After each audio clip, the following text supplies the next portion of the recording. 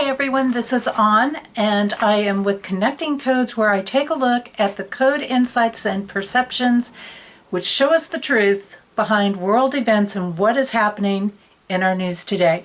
So a big piece that just actually came out today, which is really interesting, has to do with Operation Choke Point. So the question today, or the big topic today for my video right now, is does Operation Choke Point make Obama a psychopath? Oh man, isn't life interesting? It's a never-ending story, right? When we get into politics and we get into these events.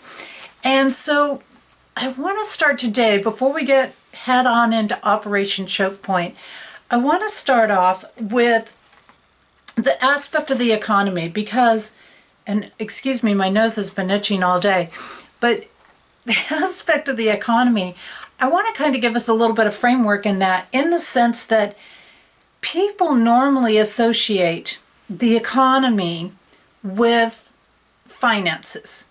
So all they see the economy as is focusing on money. And we realize through the code perspective that's not actually true. There is so much more to the economy. There's so much more happening there. And so many people say, oh, the economy, it's all about the elite. It's all about this, you know, it just is all about money, money, money, money, and the rich people. And what's so interesting in there is we have all these perceptions, and Donald Trump has gotten a lot of flack about being part of that whole elite circle and ring. Now, I'm not saying that he hasn't ever had any connections, because obviously you can't get to a Donald Trump status, have a chain of hotels like he does, and be in the kind of businesses that he is without ever having interacted. But it's important that we clarify that just because there have been some interactions, that doesn't necessarily make him one of the so-called elite, as in what we think of the elite in the cabal ring.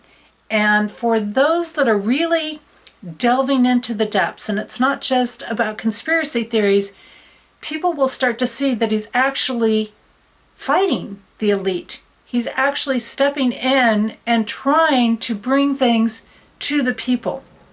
Now, one of the big points that Trump makes a lot of times is how important the economy is and how much that was destroyed when he came into office. So again, this isn't about, hey, America's in debt, or this country's in debt, or we're not standing up to another country.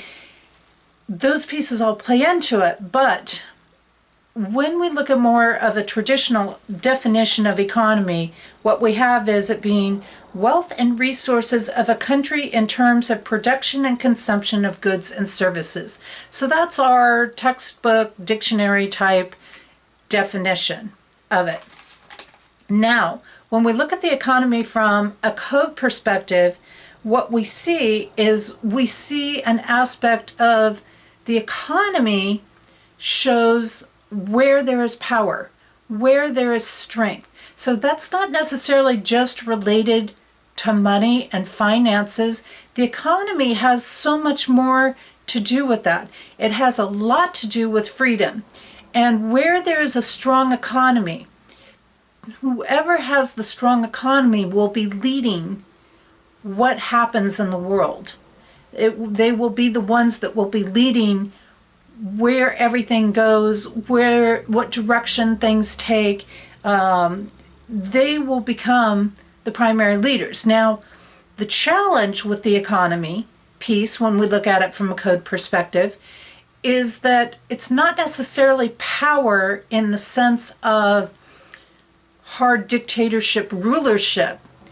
It is power more in the way of an influence, in the way of having an impact, in the way of, can we take care of ourselves? Can we become self-supportive? How self-supportive is a country is really what the economy is about. Now, the economy becomes greatly influenced from the code perspective in the sense of who do you have that is giving input and influencing that economy. So that starts to bring in our experts, our departments, and all of these different divisions and specialty teams and senates and houses and all of these people who are going to be giving their advice and their input as far as what should and shouldn't pass, what should and shouldn't happen in regards to what we have, what we do, how we operate, all of these things. So if those people are making poor decisions, or if they are influenced by people that are making poor decisions, the economy will be destroyed. Simple as that. It comes down to who is involved in the economy and who's involved in advising the leaders. So if a leader is taking poor advice and they're following things that, for example, push all of industry into one country, then that's going to bring a collapse of that leader eventually. That's going to bring a collapse of the economy. But if you have a leader who has surrounded themselves with a lot of wise people, a lot of very informed people who are making very smart decisions, then the economy can be strengthened. The economy can be brought into its greatest use and value. Now, what's very interesting in the flow of how economy moves and the cycle that an economy moves through, and we see it take this path. We know in codes that it takes a path. And so it has a pattern. Every letter, like I like to say, every letter tells a story. And that story, you know, it's like a chapter in a story, and then it creates the story along the way. So the economy really has within it a lot that is founded in trust. It starts right off with trust. You have to be able to trust the people that are involved. They have to be trustworthy for it to work. If they're not trustworthy, it's not going to work. If they are trustworthy, we're going to see what appears to be luck. So when people talk about Trump, for example, turning the economy around and bringing it back and making it thriving again, it only appears lucky and prosperous because he has trustworthy people in there that are handling things. Yes, there's still a lot of corruption. Yes, he's cleaning a lot of it up. But the reason it's strengthening is because he is doing this cleaning up and getting things to where the different divisions can once again be trusted by the people. An economy really looks at what is needed, what is going to provide for the needs of the people in that area, in that region, in that country. Now, if we are able to manufacture our own products, hold our own things in there, then we are going to fulfill the needs of the people. If we take and we push all of the manufacturing outside of the country, we are not going to be able to meet the needs of the people that live there, the residents. We're not going to be able to take care of the basic needs to keep the country going. And so we have to weigh these things out. So when we look at reopening the economy, reopening the country, things like this, it's not just about we have to get money flowing again. It's about a lot of things, from people's well-being, from their health, from their goodness. And we know in basic health facts, for example, just shutting ourselves away isn't going to make us healthy, right? Look at anybody who's shut up in facilities like assisted living facilities, and you get older and you can't go out, or you're not going out, and so you can't keep your body up, and it diminishes and diminishes and diminishes. And we know that what recycles through ventilation systems, through vent ducts and things like that in our homes, if they're not being cleaned every few months, then that's creating more pollutants in the air, and we're actually getting more and more damaged air. And the cycle goes on and on. So actually we're at greater health risk the more we shut ourselves inside than when we get outside and do things, even if we're just getting out in our yard. So I just kind of wanted to throw that in there. And then it continues on. If the needs are fulfilled, then the country will continue to prosper.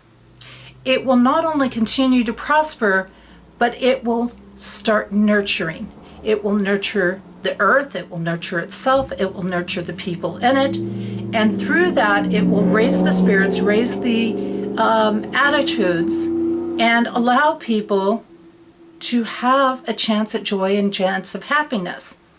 If it is not fulfilling the needs of the people, There will be no prosperity. There will be no nurturing. There will be no caring. It will shut people down. It will bring anger. It will bring resentment. It will bring frustration, depression, all kinds of things. And all joy gets removed.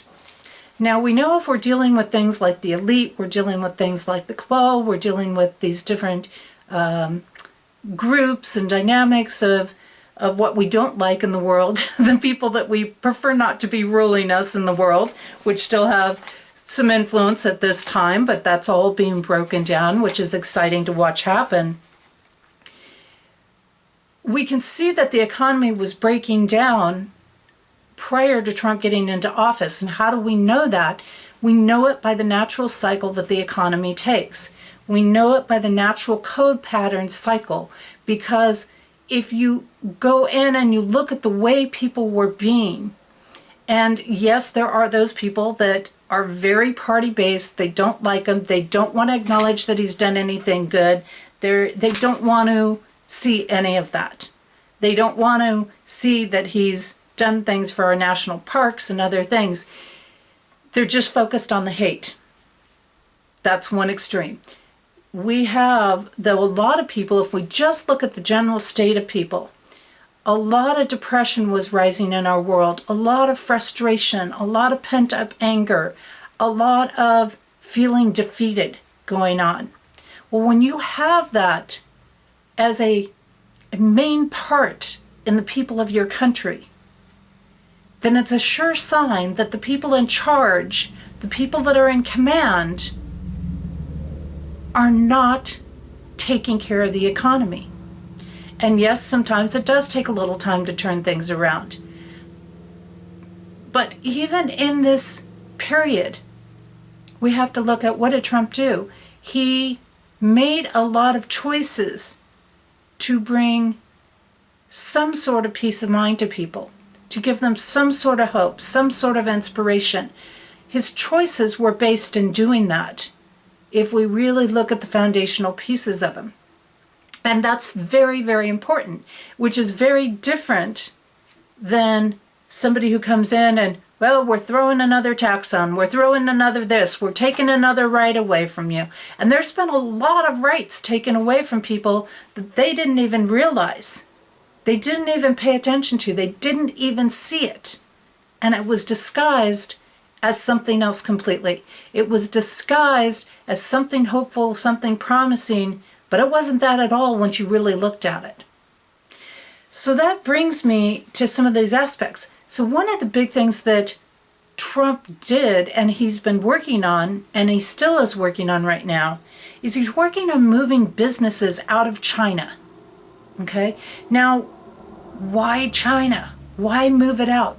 Because we had so much there. Matter of fact, I remember before the pandemic ever went down, okay, I remember that people were looking at it and they were posting things about, this is what our shelves would look like if we had nothing, no products from China.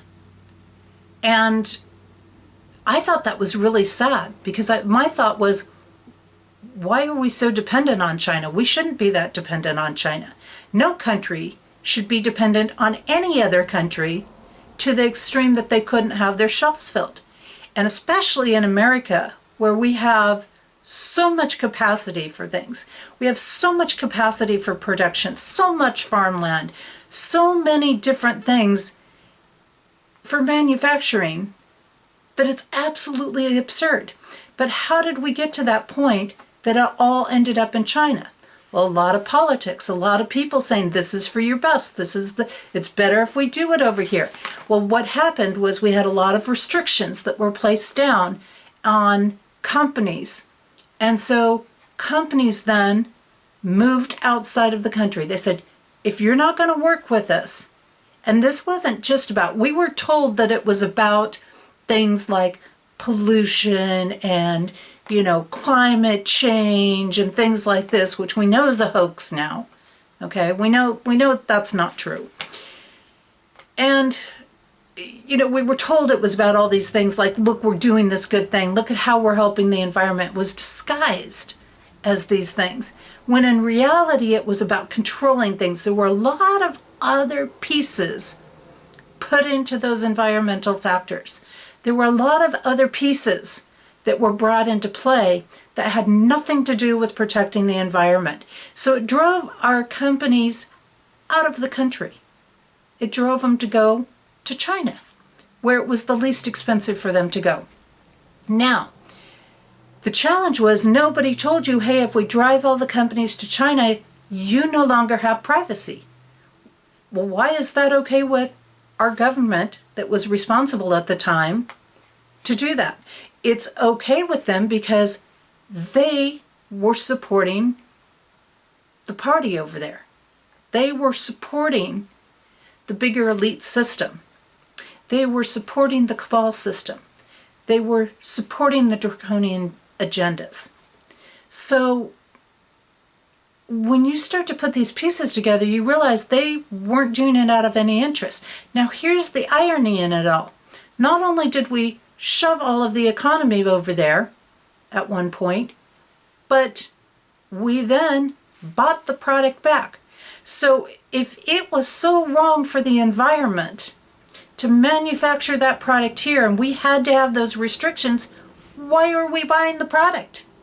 Why are we buying the product being manufactured in another country without those guidelines on them? Doesn't make any sense. But nobody told that part of the story. Nobody told you that. So Trump's aspects to bring this back into our country, to move it to countries that are working in integrity, to move it into other options, to give these businesses an incentive to come back here, isn't just about money, it's about a whole lot more. Now, when we tie this into the current code patterns, what we see, our current code patterns deal with dependence, dependency, and we're trying to move from that into self-sufficiency. So this is one of the pieces that I see with Trump, and people say all the time, I don't know how you can defend him. I don't know all the time how you can stand up for him, why you can speak for him. And I'll tell you why, because the codes don't lie. I'll tell you why, because regardless of what the media wants you to believe, he is in alignment with the truth. You may not like everything that comes out of his mouth. You may not like the way he interacts sometimes with the public, the things that he says, or his presentation. But that doesn't dismiss the fact he is operating with the truth, and he's operating in concern for more than himself, more towards the well-being of what he knows will allow our economy to be strong. So again, remember, the economy is not all about money. It is about people. It's actually about people more than it is about money. It's about us being resourceful. It's about us being able to take care of ourselves. And heaven forbid that we need another shutdown. We need our companies here. We need our ability to be here. And I get that a lot of people don't understand the deeper layers. I understand a lot of the deeper layers from my perspective, from being through the things I've been through. I understand that the military isn't just about Americans waving their guns around because they have the freedom to do it. It's about a whole lot more. It's about being able to take care of themselves beyond just everyday life when things turn bad. And most of these people that are fighting it, I would say, are unknown to them in starseed energy that have been through this game before in another existence. They've been through this time, they've been through this fight before. And remember, we can be pulled into battle and still not fight. And how do we do that? We do things like move our businesses back to the country. We strengthen our economy. We make the choices to do business with places that have integrity. We make the choices that are going to put power back in people's hands. We make the choices to where we remove the dictator styles, to where we remove the abuse of power. And we get it back into the hands of the people that are standing up for what the country was founded on, for standing up for basic human rights. And that is what's happening at this point.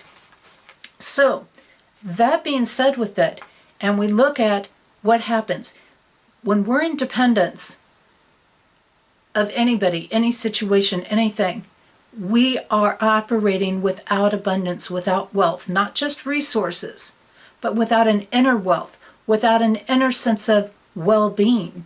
We are operating in a physical detriment. We are turning all of our power over to somebody else or something else. We're giving it all away and letting somebody else make our decisions for us, somebody who doesn't even care about what happens to your life. They would love to see you suffer. And we don't like to think that, because the people who are ruling our country are always supposed to have our best interest at hand. They're always supposed to be taking care of the people. They're always supposed to be standing up for these rights. But along the way and through the years, these things have taken some pretty nasty turns. And we currently have people that are trying to bring this back on track. And it's not a party thing. This is the thing. People are standing up for parties. And man, we have got to get together and we've got to get united to actually come together for what we're truly dealing with and fighting against, instead of fighting against each other. Because there's corruption in both parties, there's good people in both parties, and we need to get past that piece. Unfortunately, a lot of people are sucked into the political party agendas, which actually have nothing to do with our country, by the way. It has to do with people like Gates, it has to do with countries like China, and if you do a little research, you'll learn a little bit more on that. So, when we move into self-sufficiency, what we're doing is we're moving into a position where we can flow. We have an aspect of success where we have more than what we need, and we can help to supply other people and bring them into abundance as well as ourselves. Self-sufficiency isn't selfishness. Self-sufficiency is being able to take care of ourselves without having to rely on other people to do it for us, without turning our power over. Every country should be self-sufficient.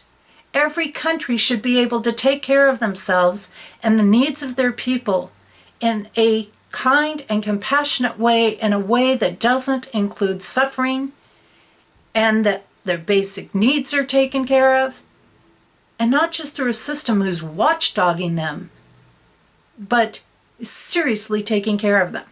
So with that foundation, that leads me into Operation Choke Point. And this is tying into a lot of other pieces, because unfortunately, and honestly, I don't like politics, and even though I had some bad gut feelings going when the Obama-Biden ticket came into office, I had so hoped, and I didn't know all of the deeper layers at that time that were going on.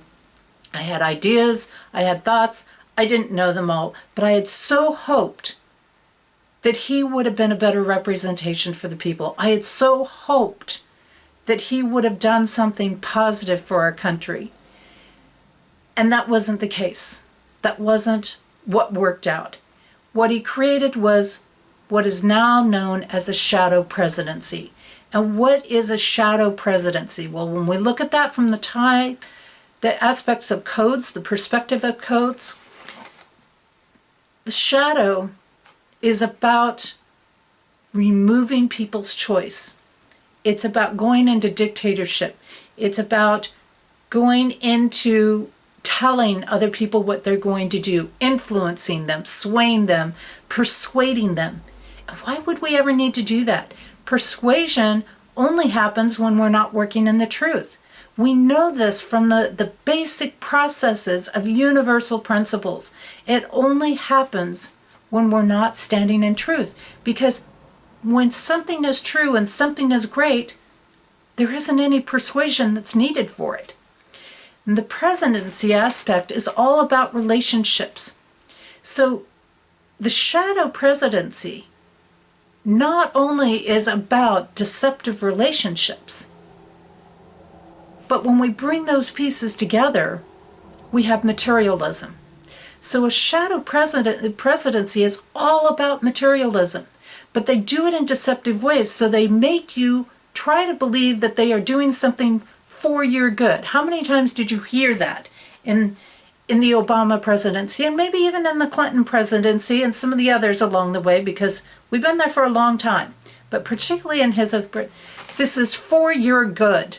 This is for your good, right? It wasn't for our good. It had nothing to do with our good. It had to do with putting money in people's pockets.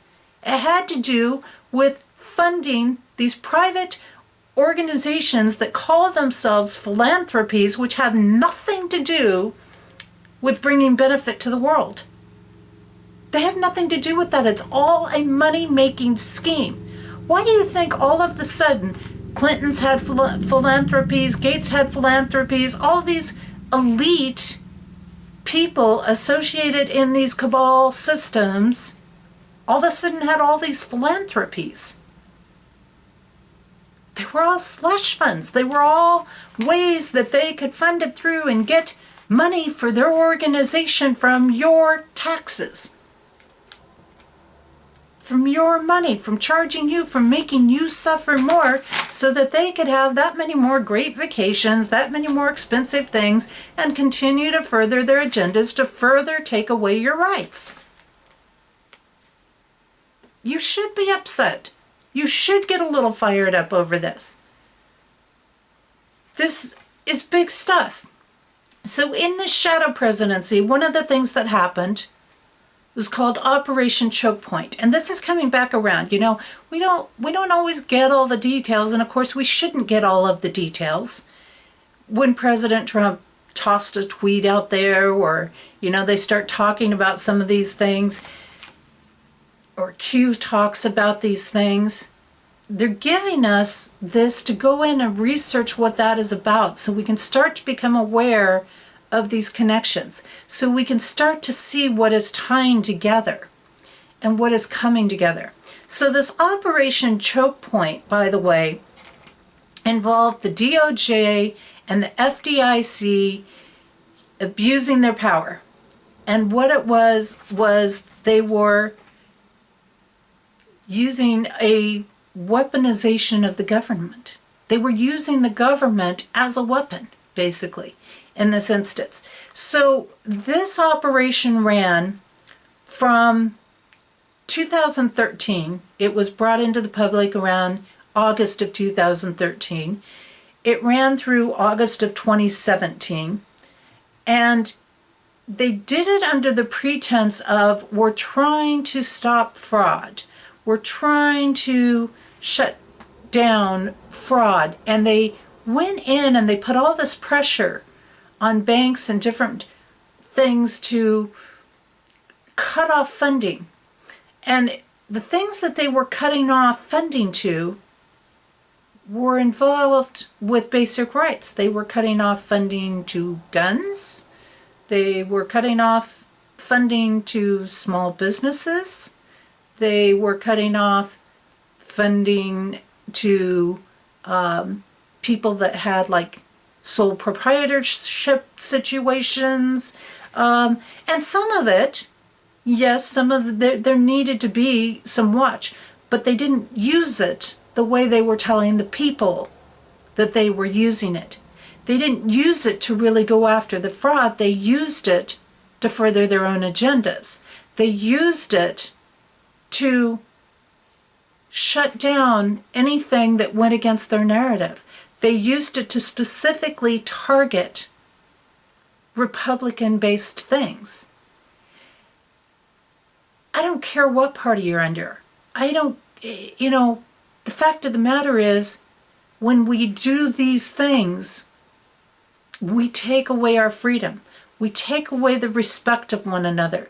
We take away the fundamental rights. And when you start destroying the rights of the Constitution and the basic rights of freedom and the rights of people to provide for themselves,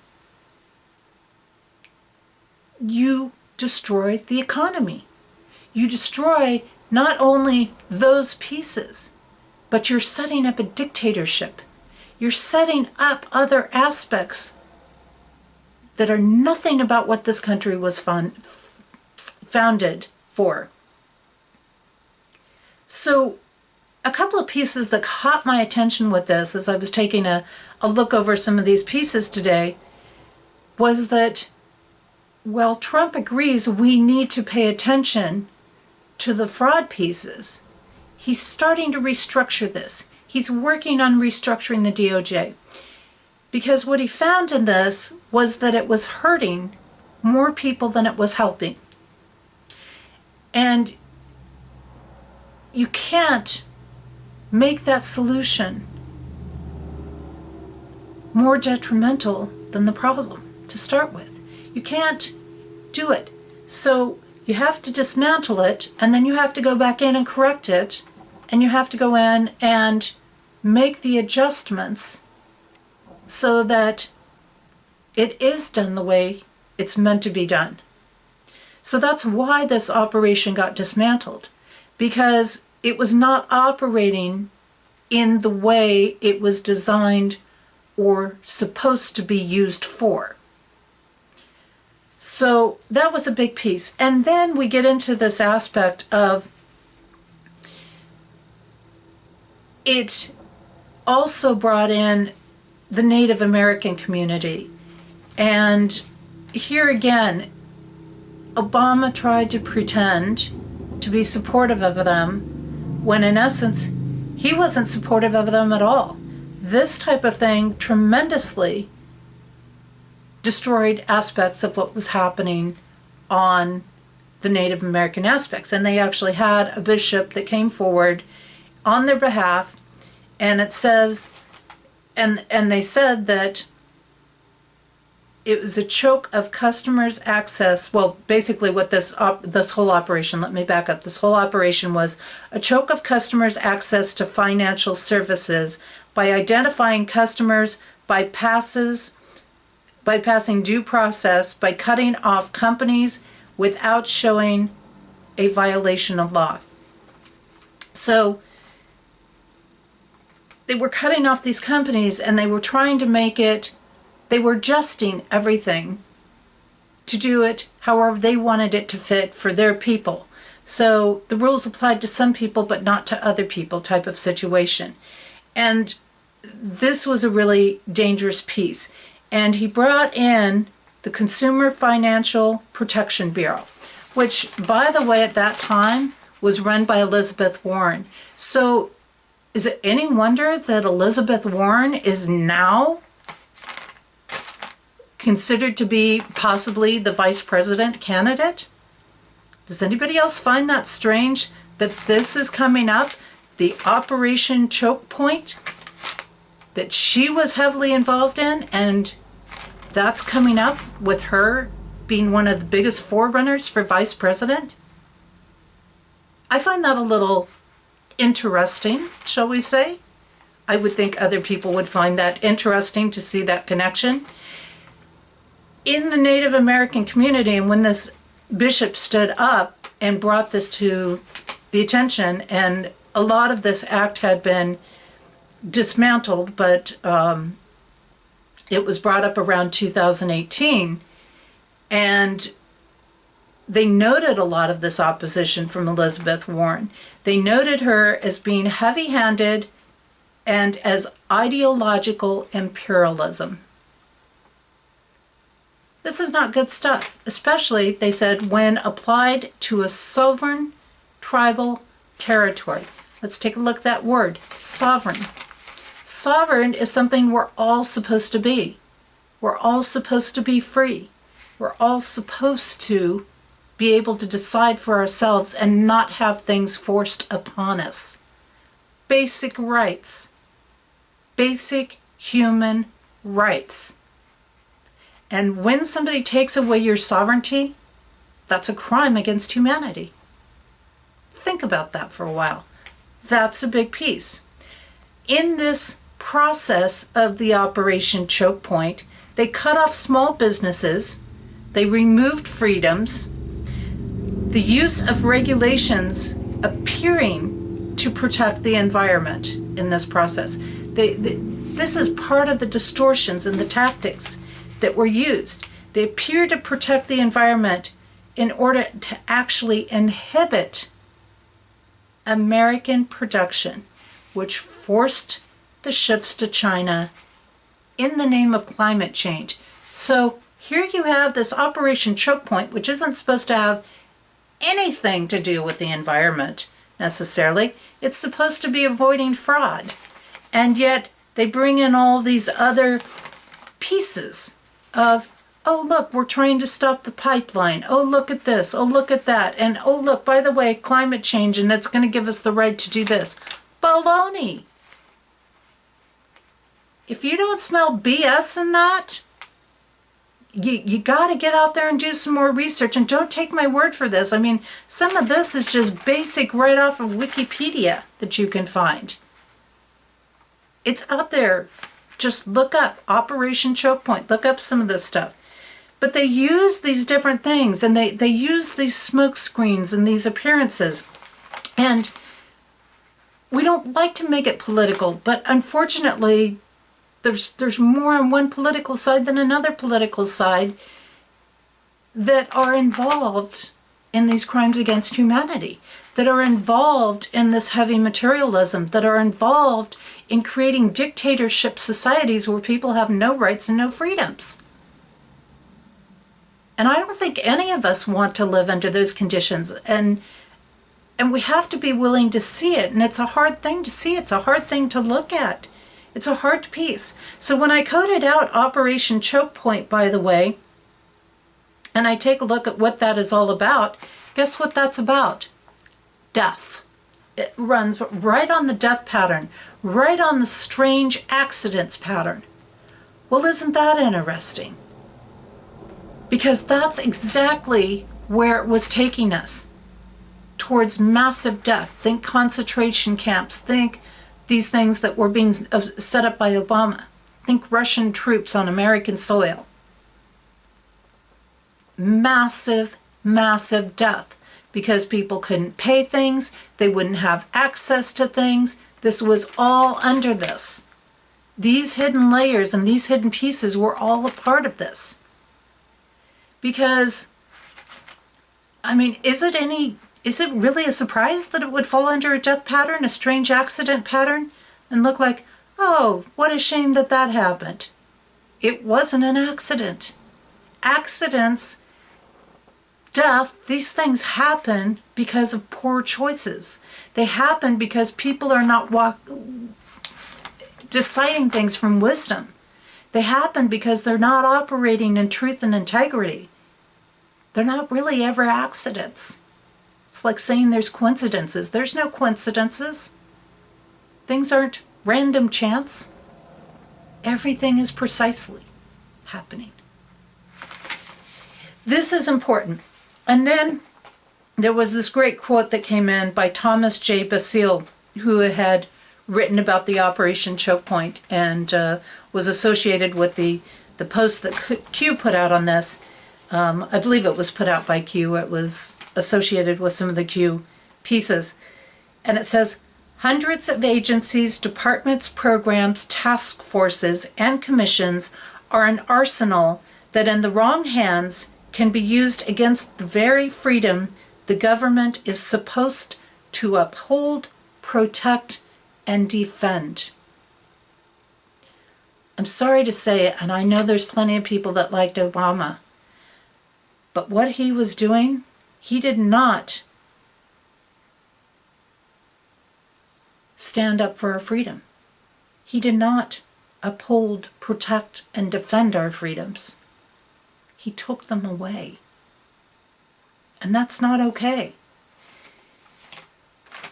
It was in the wrong hands under his government, under the shadow presidency. And fortunately, it's being brought back into the right hands. Fortunately, some of these excess agencies are being dissolved. And we'll be seeing more of that coming out. And we have a lot of things where we're going to see a lot of things coming out over the next few months. I don't know exactly when, I don't know exactly how, I don't do predictions, but one thing that we do see in the codes between now and early October is the crashing of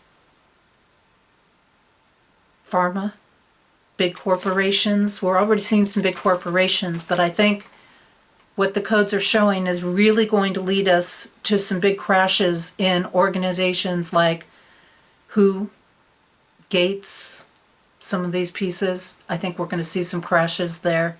I think the smaller pieces to that are being dissolved now. The investigations with the virus, the checking on things related to China, checking on things connected to labs. I think these are removing some of the smaller pieces, which will open the bigger pieces. So we have to ask, what are these questions? What happens to a country with a weak economy? They're sold out. They don't exist. They get turned over to somebody with a strong economy. What happens to a country that is dependent on others? Famine, anger, dependency, communism, dictatorship. So all the freedoms are lost. What happens to a country with little manufacturing? They become fully dependent. There's no self-sufficiency. They can't survive in the event of a disaster or a pandemic or any other crisis. If you want regulations and then purchase the product from a country without regulations, are you really for the environment? You can't be, because then you're supporting the very thing that you say you're fighting against. If you're really for the environment, then stop putting all the other garbage into the restrictions. You gotta allow people to produce. That doesn't mean that we shouldn't pay attention, but we have a lot more power as people than we realize. Don't buy the products that aren't done ethically, because the companies will adjust to the ethics.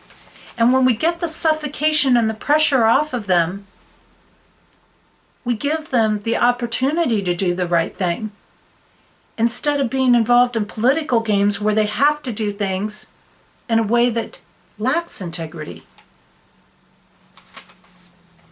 Why is Operation Choke Point about removing freedom and not stopping crimes or criminals? I just talked about it. And what happens when the people learn the truth? Now here's the real kicker that we're in, because we got a lot of truths coming out, and they're going to be coming out for a while, and there's a lot of big ones, and they have to ease out. You can't just throw everything out there at one time. You can't put it all out on the table at once, because any one piece, even this one piece, Operation Choke Point, you know what it does? It puts people in these really bad psychological spaces, these really bad turns that are so destructive. And they're more destructive than any of the pandemics, any of the epidemics, any of the big disasters that hit. Because they deal with betrayal, and they deal with betrayal of hugely trusted sources. So how does this betrayal happen? It happens through smoke and mirrors. It happens through unwise choices. It happens through dumbing people down, which they have been doing for decades. For decades, they've been dumbing you down, and then they sell you into products that are called smart products, which we know is really weaponry when you break it down to what smart means. And they sell it to you because they want you to believe that by using those products, you're going to be smart. You're a smart person for using them. Why? Because, oh, we're taking care of your safety. Bullshit. They're not taking care of your safety. They're using that safety equipment, those cameras, to spy on you and to remove your privacy and to take your freedoms away. They're using it for control. You know what? If they come to you now and they say, oh, you have you have COVID, and now we need you to disclose everybody that you've been in contact with. They can't force you to do that. They can't make you disclose where you've been, who you've been with. This is all part of the way. Oh, no, by the way, we're doing this contract tracing to make it safer for you. Bullshit. They aren't doing it to make it safer for you. They're doing it so they can track you, so they can trace you, so that they can do a whole lot of other things with that information. So it's very important that if you do that, you don't turn that information over.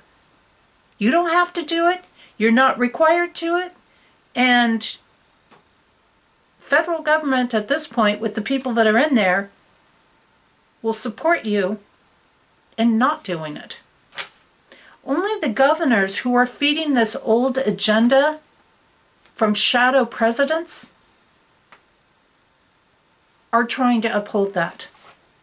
Only the shadow president people who are still trying to carry those agendas out, which are dissolving every day, are pushing for mail-in ballots.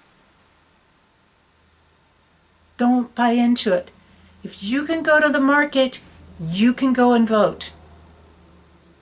We got to keep that in mind. It's nothing about your safety. When these lies come out, what are the people going to do? Smoke and mirrors. It's all about creating stress. It's all about creating fear and anxiety. And it's all about appearing as something that you are not. It's all about selfish motives that appear to be about prosperity and caring. And in the process of that, they break your trust. And this is an important piece because, and several of this information comes out of different articles from Psychology Today and a couple of other sources, and trust, and this is where it leads into why I'm saying Obama is a psychopath and why this operation makes him a psychopath. Because a psychopath, by the way, does not warrant our trust because he did not possess the good will to care for it. It's still present to others. They present a certain front to others, but they don't actually have those qualities to be trustworthy. So they make a presence like, look, you can trust me. You can trust me. It's okay. You can trust me. But they're not trustworthy at all, and they don't care at all about you. These people that are in this elite circle, that are in this cabal, that are furthering these agendas, they're psychopaths. They're absolute psychopaths. So they have this public persona. Oh look, Bill Gates is a philanthropist. No, he's not. He's a psychopath. When you get down to it. When you get down to what he really is. Don't be fooled by the public persona. Because the relationship is not based on informed choices. They do not act. These people who are psychopaths do not act on informed choices. They have ulterior or evil motives. And victimization is a key thing. They are predators. And is it really amazing that the people that perpetuate these things, that are in these elite circles, the Epsteins, is it really any wonder that they're pedophiles? Because that's natural predator. Is it any wonder that they push a lot of other things that are predatory? Human trafficking? All these other things? It's no wonder at all to me, because it all fits right in with this. Because what they do is they use these operations, they break your trust, they hope they can keep you in a victim space. They're a predator. They're preying on you. And I don't mean they're praying over you to God. They are preying on you. And we need to be aware of this.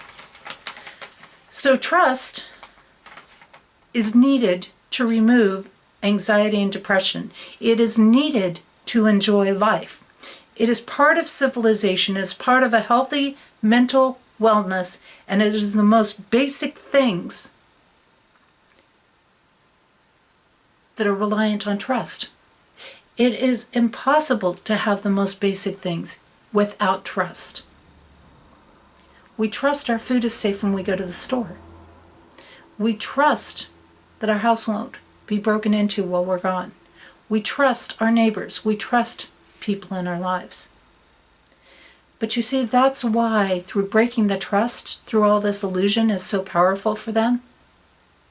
Because they figure, one, you're never going to catch up with them. They don't ever bank on you being smart enough because they think they have you under their control.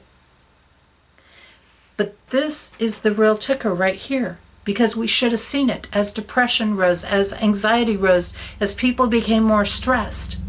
We should have known those were all signs that trust had been broken in our government. We should have known. Intimate betrayal, and that doesn't mean just between sexual partners. Intimate betrayal fractures trust the deepest, because this is where our deeper core values are violated in order to gain power and control.